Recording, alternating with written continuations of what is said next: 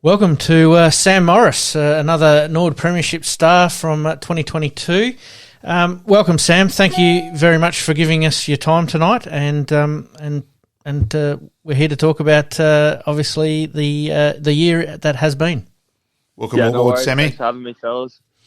Mate, let's just start from your junior career. Give us a bit of a rundown of where you've come from and what you've been doing. Yeah, so Malcolm will be happy to hear this, but I played all my juniors with Payneham Norwood Union. Yes, so that was a deliberate question, Sammy. Yes. Yeah, I thought that might have been. I started out there when I was about 4 or 5, and pretty much played there up until I was 16. And then obviously with Norwood getting a little bit more serious with the under-18s, I sort of stopped playing there. But that's always going to be my local club, and I'm pretty keen to return back there after I have a decent sample career, hopefully. So got a lot of love for the Payneham Football Club. And hopefully the Payneham Cricket Club too, remember? Yes. I wasn't the best cricketer ever, but... we'll work on that. There's always room for improvement. Exactly. No. Sammy came along and watched a few games last year with watching a couple of his mates with the 2020 side, and it was great that he came out to have a look. Actually, I used to play for the Dukes, Malcolm, but... Yes. I gave that up pretty quickly when footy took over. We'll work on that, mate. Yeah. So, let's go. So, this year, the game against Adelaide, the balls were trickling towards the boundary line. You keep it in. Your role in that goal for the King kicking the goal, with virtually the last 30 seconds. Do you reckon subconsciously you relaxed and almost felt, I belong at league level? Yeah, I think that was probably like a massive confidence booster for me, because obviously it was a pretty big moment. And I actually started that game down forward. I got put on half-back when Charles got injured pretty early in the game. So, just knowing that I could sort of stand up in those big moments gave me a lot of faith in, my ability to play at the level. And that was, you're probably spot on by saying I sort of relaxed. And pretty much after that game, I sort of found a bit of a groove and started playing some pretty good footy. So, I think definitely there's a lot of moments like that throughout the year, but that particularly sort of helped me settle down and sort of find my spot in the team, and then, obviously become a little bit more comfortable at the level. Do you think that, obviously settling in down back there, obviously Norwood was the best in the SNFL for scores against, which is, a mighty achievement from you guys?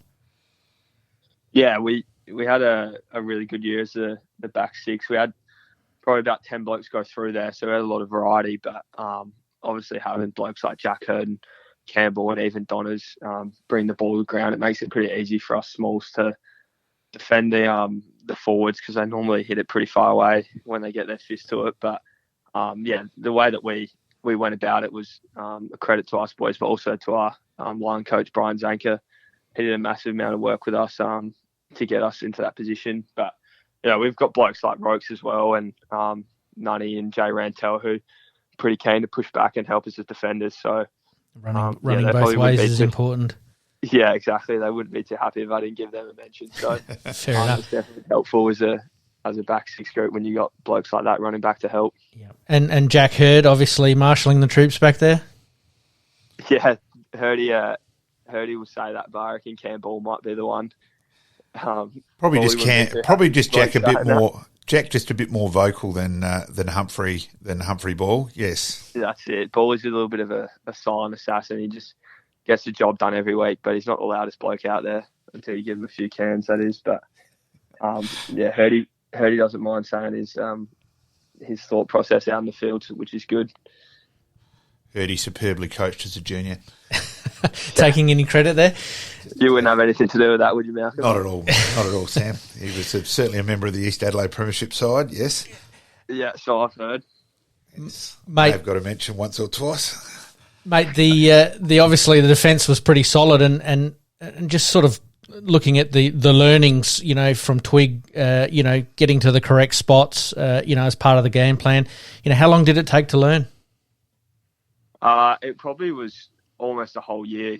I mean, we did have a good year in 2021, obviously finishing third, but I sort of felt like it didn't really click until probably this year, around round 7 or 8. I reckon, when we really started playing some good footy. And then we obviously went on for that patch winning 8 in a row. But everything that we've done has been built up from that day one of pre-season. Twig's massive on, like getting over to outnumber and helping out your mates. So that's obviously a massive part of our defence. But yeah, it hasn't just happened overnight. We've put in heaps of work on the training track to get there, and all credit to Twig. He's been sticking at us, for a long time now. So it's good to see it paying off. And does that slightly alter? Obviously for different grounds. I mean, Nord's obviously a slightly smaller ground, but you obviously play your finals at Adelaide Oval. Does that sort of alter things just slightly? I don't think it changes too much, because we sort of back ourselves in with our fitness and our ability to win games off the back of how we play. But I think obviously at home we're very hard to play against because how we outnumber the ball and how we defend on a small ground. But after that first final against the Crows where we got a smacking, we sort of probably did change it a little bit. But I think our core game plan was always there. And obviously got us the chockies in the end, which was pretty nice. I thought we just improved dramatically about where to be when the opposition had the ball.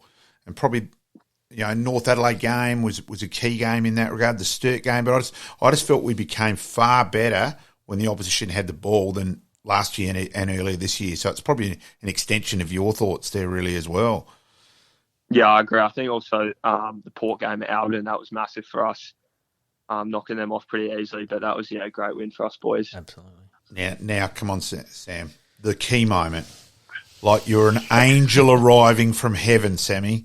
Sir Smother, go through. The guy's got round Hurdy. It looks like it's going to be the killer blow, and you came out of the grandstand. Go through it, mate.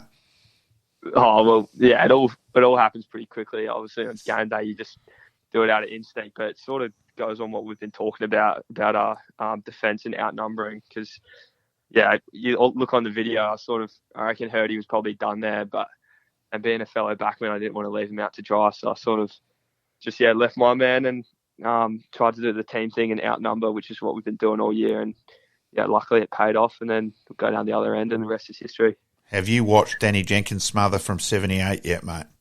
I haven't seen it, no. I've been hearing lots about it, but you might have to link me to it, yes, Malcolm. I'm pretty keen to see it. We'll work on that. Might have to tag him in a photo, I reckon. Yeah, I reckon we can work on that. Yep. That's it. Look, Sam, you're a credit. You're a no frills. You're no bullshit. That's where you're hugely respected by the group, and there's actually a really great photo where Twig virtually says that to you after the game, and massive congratulations. Huge thank you. But, wrap to have you on the show, and let's go back to back. 100%. No worries, fellas. Thanks for having me on. I really appreciate that. Thank you very much, Sam, and hopefully, yes, back to back, Malcolm. We'll certainly be giving it a crack. Thank you, Sam. Thanks, fellas. See you later. Cheers.